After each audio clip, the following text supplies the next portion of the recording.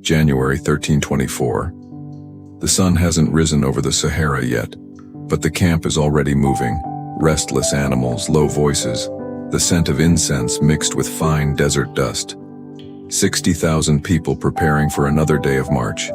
12,000 servants carrying supplies, 500 personal attendants, and 80 camels, each one bent under the weight of 300 pounds of pure gold. The man commanding all of this is Mansa Musa, Emperor of Mali, on his way to Mecca on a religious pilgrimage.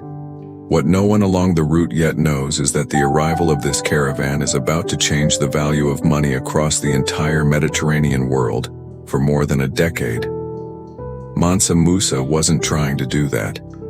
He was being generous, and this is the most fascinating story in financial history that you've probably never heard. Consider this. The wealthiest men in human history accumulated fortunes that dwarf, in adjusted terms, everything that exists in Silicon Valley today. None of them had a bank. None had a stock market. None had an investment app. Mansa Musa, the 14th century emperor of Mali, held the equivalent of more than $400 billion in gold, more than the current GDP of many countries. Jakob Fugger, the 15th century German merchant, was the personal creditor of emperors and popes at the same time. The Sogdian traders of the Silk Road moved the equivalent of trillions in goods using nothing but written promises on paper.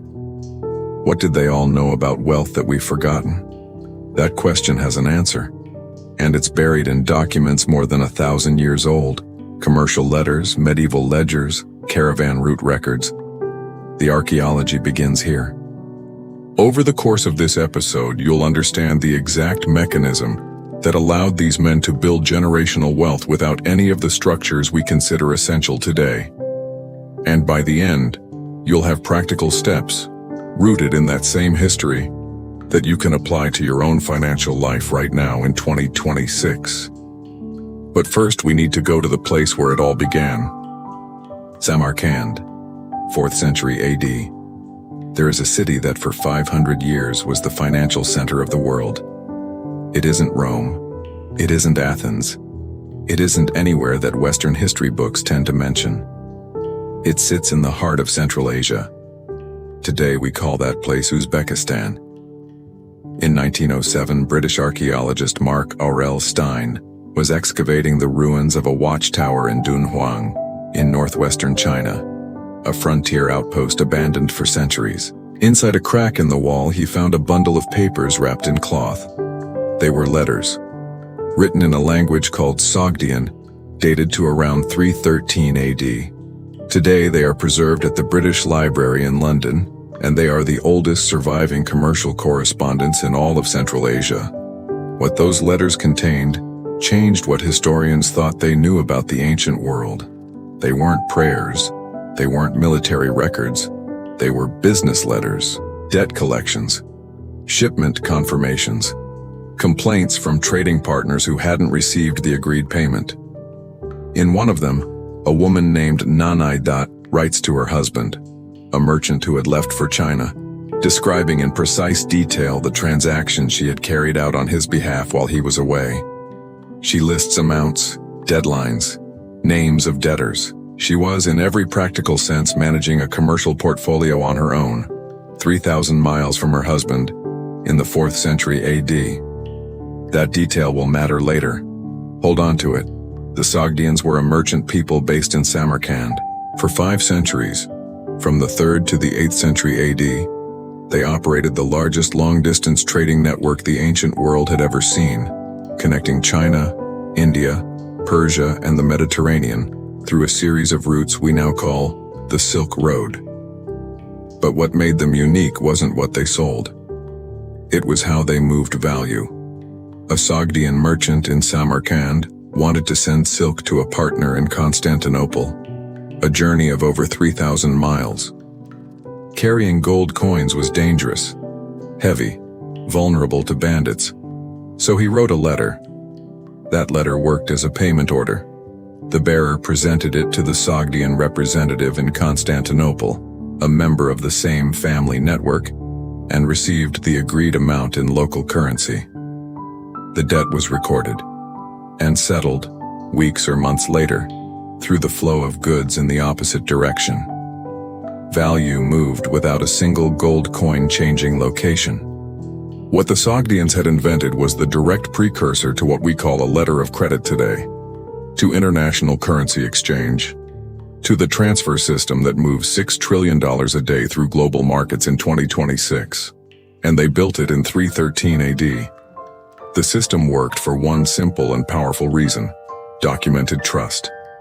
The Sogdian network was woven together by family ties, marriage, and commercial reputation built across generations.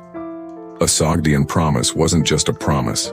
It was a promise with a track record, with witnesses, with legal consequences within the community. That turned paper into something more valuable than gold. Because gold you have to carry. Paper, as long as the reputation behind it is solid, you can send ahead. But the Sogdians discovered something even deeper than the logistics of credit. To understand that, we need to go to the Sahara. January 1324. Mansa Musa's caravan is arriving in Cairo. Cairo, January 1324. The city stopped. Merchants closed their stalls. Residents climbed onto rooftops. Sultan al-Nasir Muhammad sent envoys to receive the visitor with full state honors. Mansa Musa arrived in Cairo with more gold than the city had seen in a generation, and he began giving it away. To the mosques, to the poor in the streets, to the merchants selling goods to the caravan, to any Egyptian who asked. He was, by religious conviction, generous to the point of extravagance. The Arab historian al-Umari, writing 13 years after the event, documented what happened next. His records survived and are referenced by modern historians, including Nehemiah Lefzion in his work on medieval Mali. Gold prices across Egypt collapsed. Within weeks, the metal that had defined value for centuries was worth less. Merchants who depended on gold as a store of value watched their fortunes shrink. The Egyptian economy took 12 years to stabilize. Mansa Musa didn't intend any of that. He was being devout. But the outcome was the same. And it was in that moment, in that accidental unraveling, that the most important secret in financial history stood fully exposed for anyone willing to see it. The value of anything used as money is not in the thing itself. It's in its scarcity. Mansa Musa was wealthy because he controlled the largest source of gold in the known world. When that gold was scarce, his power was immense. When he released too much at once, the very foundation of that power eroded. That will matter again in a few minutes. Keep that thought. Augsburg, Germany, 1494. On the other side of the Mediterranean world, a 35-year-old man was reaching a similar conclusion, by a completely different path.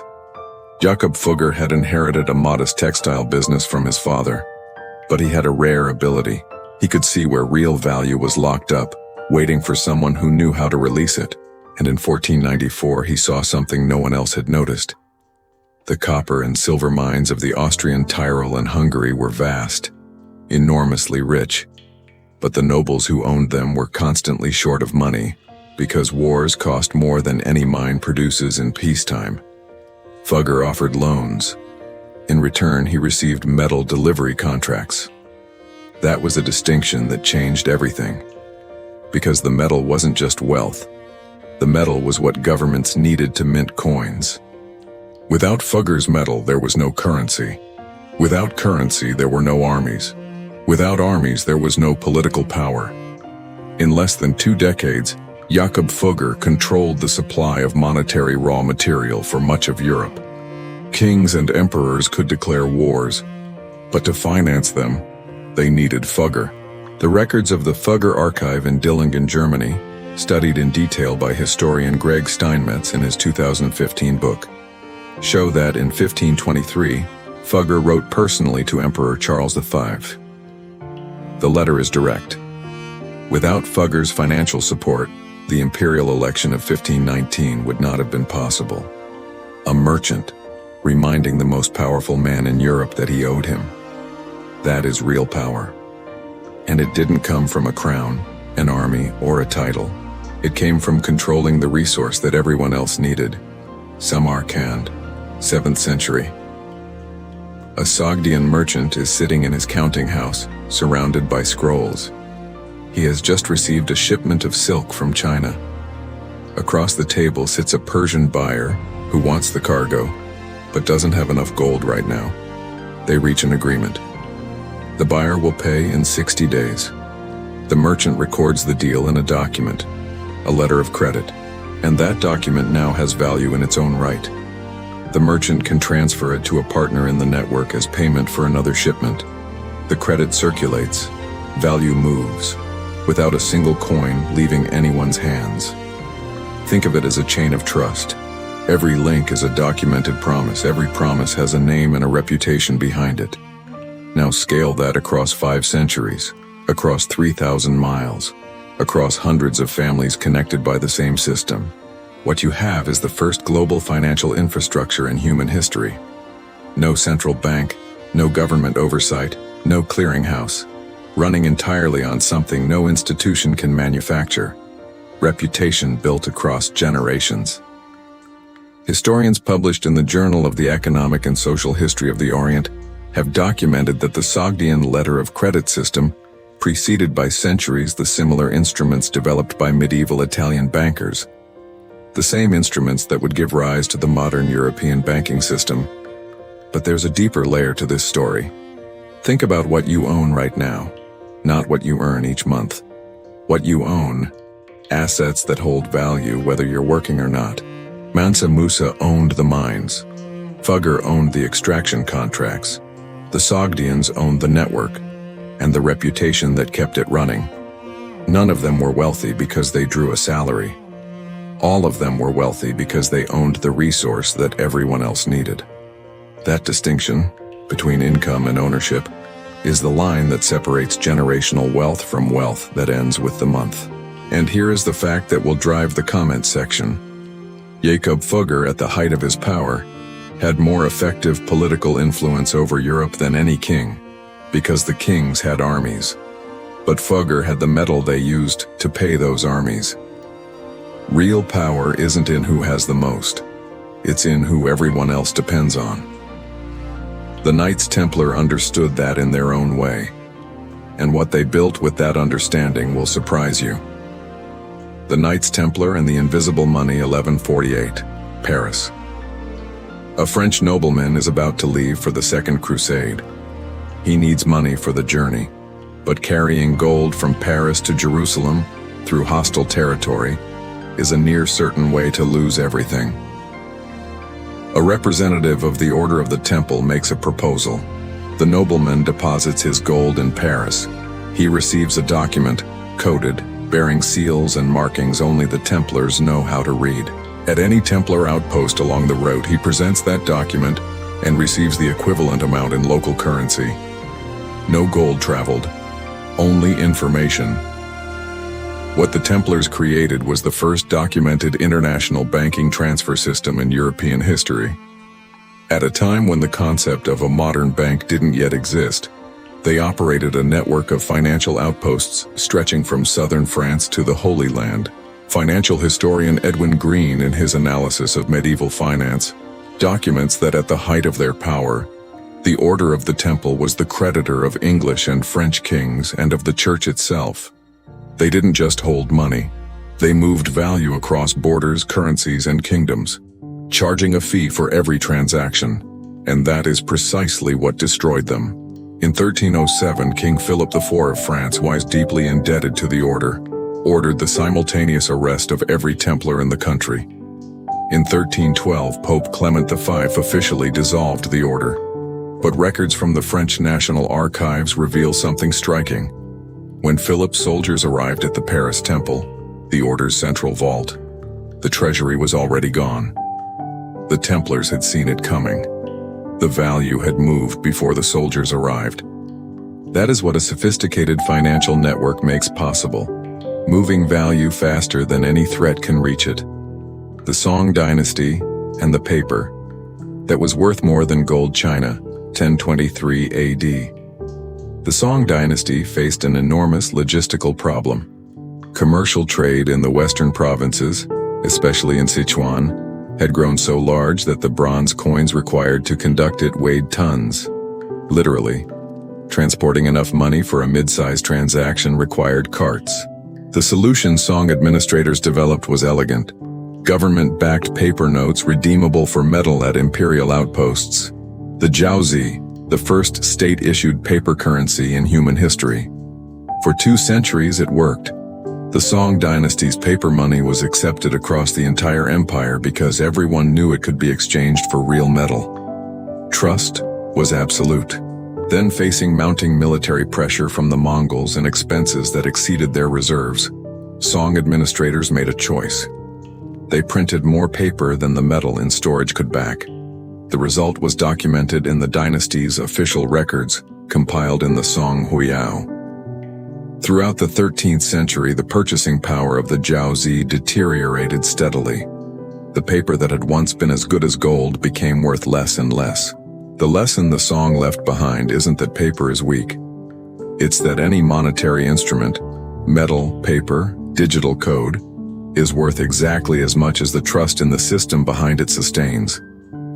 When that trust wavers, value falls with it. And that mechanism, first documented in a Chinese province in 1023, is the same one the Federal Reserve monitors in its inflation models every single month in 2026. Phoenix, Arizona, 2024. A couple opens their mortgage statement. 3 years of on-time payments. They pull up the amortization table, the spreadsheet that shows month by month how much of each payment goes to principal and how much goes to interest. After 36 payments, they still owe 94% of the original loan amount. That isn't a flaw in the system. That is the system working exactly as it was designed. The mechanism the Templars refined in 1148, charging for the movement of value, is present in every mortgage payment, every credit card installment, every banking spread. Data from the Federal Deposit Insurance Corporation for 2023 shows that American banks collected more than $230 billion in net interest income in a single year. The instrument changed. The principle is the same. Now you understand how the system works. There are no villains in this story. There is a mechanism with 1,700 years of history. Refined, perfected, scaled. Those who understand it use it to their advantage. Those who don't, fund it. The question worth asking is, what did the Sogdians, the Fuggers, and the Templars do that most people today don't? They owned the instrument, they didn't just use it. Musa owned the mines. Fugger owned the extraction contracts. The Templars owned the network. The Sogdians owned the reputation that made paper worth more than metal. In 2026, according to Federal Reserve data, the wealthiest 1% of Americans hold more than 30.6% of all household wealth in the country. The bottom 50% hold approximately 2.6%. That is a portrait of who owns the instruments and who uses them. There is a historical parallel that illuminates this with precision. When the Mongols disrupted the Silk Road in the 13th century, the Sogdians who had diversified, who held land, reputation across multiple markets, and relationships beyond a single route, survived. Those who depended on one road, one product, one partner, vanished along with the route. For them, diversification wasn't an abstract financial strategy. It was what separated the families that endured from the ones that disappeared. That pattern repeats across every major economic transition in history, and understanding it changes what you do with what you have. Nanaidat was probably in her early 30s when she wrote the letter that sits today in the British Library. Her husband was in China, she was in Samarkand, and she was managing on her own a commercial operation spanning thousands of miles. The letter she wrote, preserved by accident inside an abandoned wall for 17 centuries, is a remarkable document. She doesn't ask for help. She doesn't complain. She reports transactions, collects a debt from a partner who hasn't paid, and describes how she reorganized the inventory while waiting for news from her husband. She knew exactly what she owned. She knew what was owed to her. She knew the value of every item and every outstanding promise that carried her name. That, in the 4th century, was already what separates those who build wealth from those who simply move it through their hands. Knowing exactly what you own, what you owe, and the real value of every open commitment. What Nunai practiced, and what the Sogdians practiced as a culture, was the habit of maintaining a precise record of their own financial position. Assets, debts, future obligations, pending credits. The ledgers of the Fugger archive show the same discipline, 1,000 years later. Fugger knew in any given week his exact net worth, total assets minus total liabilities. He updated that number regularly and made decisions based on it. Today, according to the National Institute on Retirement Security, 57 million Americans have no retirement savings. Not because money never passed through their hands, but because the system they participate in was built to circulate value. And circulating is not the same as accumulating. Nunai accumulated. Fugger accumulated. Mansa Musa accumulated, until the day he chose to give it away, and discovered what unrestricted distribution does to value. Their story isn't about being extraordinary, it's about understanding the terrain you're playing on. And the terrain in 2026 runs on the same fundamental rules it did in Samarkand in the 4th century. Throughout this episode, you've followed men and women who lived in completely different centuries, on separate continents, with no connection to one another. And every one of them arrived at the same fundamental conclusions about how value works. Those conclusions didn't stay in the past. They translate, with surprising precision, into decisions that anyone can make today.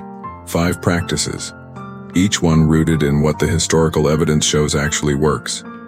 The first, own the resource, not just access to it.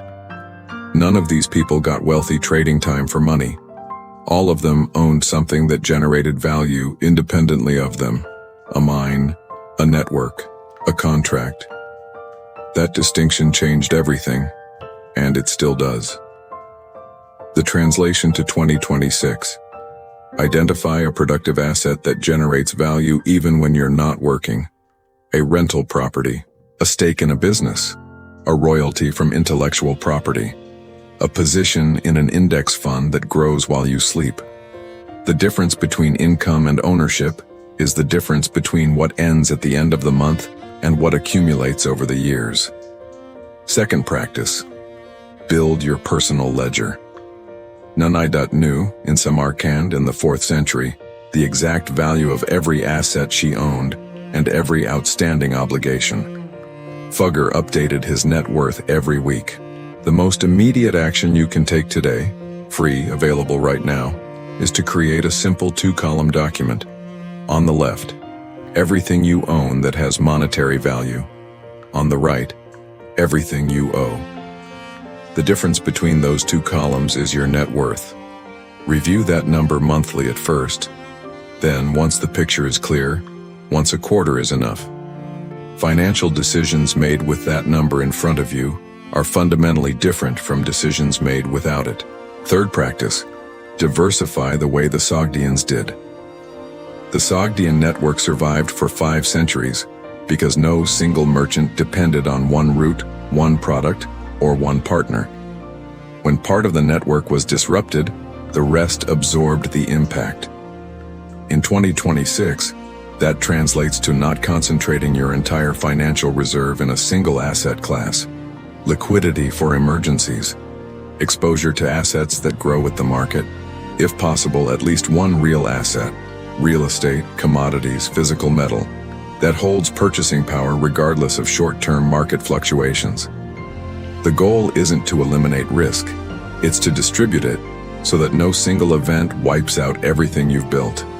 Fourth practice, understand credit as a tool, not a burden. The Templars turned credit into a mobility instrument, value moving faster than any physical transport allowed. The Sogdians used documented promises to scale operations beyond what their immediate reserves would permit. High-cost credit, cards carrying rates of 20% a year or more, moves value quickly, but in the wrong direction. Paying off that debt is the highest guaranteed return investment available to most people. Low-cost credit, well applied, can be a lever. The difference lies in knowing which one you're using at any given moment. Fifth practice, study the terrain you're playing on. Every person in this story made extraordinary decisions because they understood the financial system around them at a deep level. Fugger studied Venetian accounting, the most advanced of his time. The Sogdians knew the commercial laws of every culture they passed through. Song administrators understood the relationship between money supply and prices decades before that concept had a formal name. In 2026, that knowledge is more accessible than at any other point in history.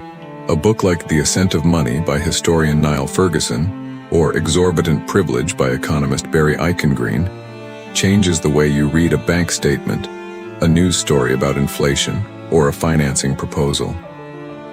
Understanding the terrain doesn't eliminate uncertainty. It turns uncertainty into familiar ground, and familiar ground is where the best decisions are made.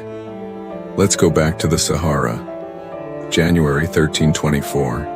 Mansa Musa is moving toward Mecca, unaware that the trail of gold he left in Cairo has just rewritten prices across the entire Mediterranean world for 12 years. He didn't plan it. He was simply being himself. A man with more gold than any market could absorb, giving with the conviction of someone who never feared scarcity. And that is perhaps the most honest lesson this story has to offer.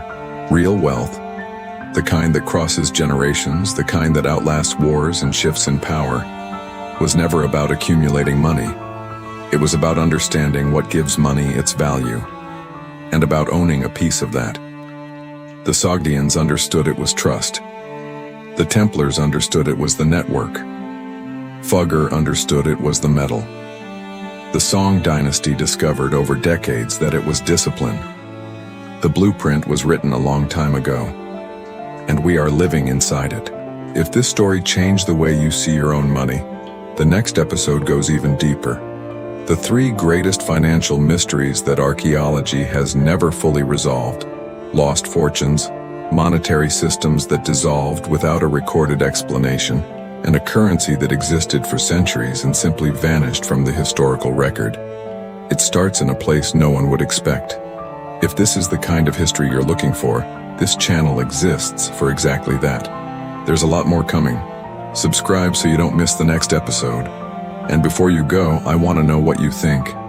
Out of everything you saw here, which of these 5 practices do you believe would make the biggest difference in your financial life today, and why? Tell me in the comments. I read everyone.